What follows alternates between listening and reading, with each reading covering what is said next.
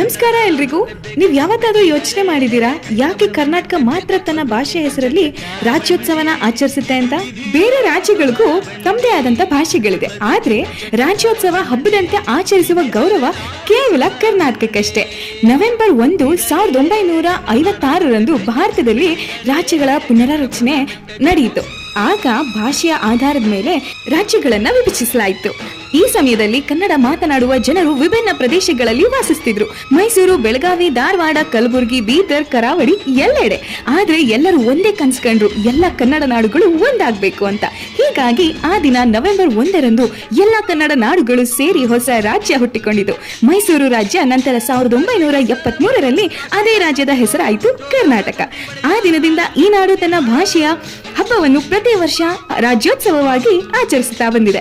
ಇದು ನಮ್ಮ ನಾಡಿನ ವಿಶಿಷ್ಟತೆ, ಭಾಷೆಗೆ ಗೌರವ, ನಾಡಿಗೆ ಪ್ರೀತಿ, ಜನತೆಗೆ ಏಕತೆ. ಜೈ ಕರ್ನಾಟಕ.